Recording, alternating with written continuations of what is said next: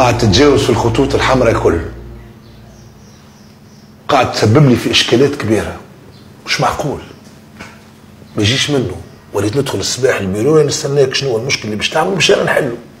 قل لي يا اخي، اذا كان تحب ننقلك من هوني انا جاهز، اذا كان تحب نكلم شكون يحطك في الاداره انا جاهز.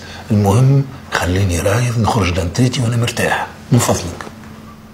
علاش خرجت لي ولدي؟ باش نحميه. تحميه منبوه؟ ما يجيش منه رضيع في وسط اصلاحيه. وين شفتها هذه؟ حتى في السويد ما فماش. نذكرك اللي ثم قوانين هنا. ما تهمنيش القوانين نتاعكم. تعرف انت شنو عملت؟ انت خسرتني في ولدي، يمكن ما تشوفه بالكل. سنين وانا نخدم لهنا، سنين وانا لابس الزي هذا اللي يحب يلصق على لحمي. انا اللي شاد القانون هوني، ما عادش تحكي لي على قوانين.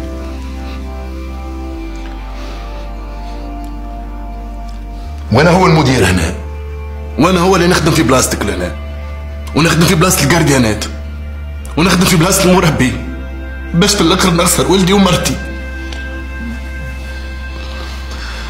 وسيادتك تقعد هنا في بيروك في الكونفور.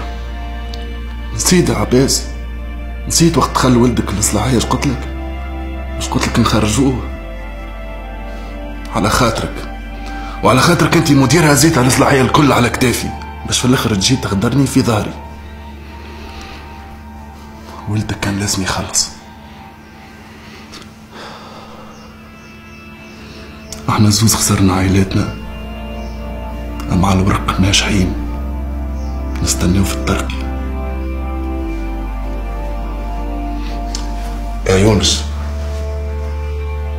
باش نكتب فيك تقرير قمع. اكتب زوز.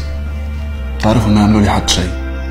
البلاد هذه حاجتها دمارك كيف يعني يحطوهم في فم المدفع، وحاجتها زاد مديرين كيفك ياخذوا راب بيرواتهم.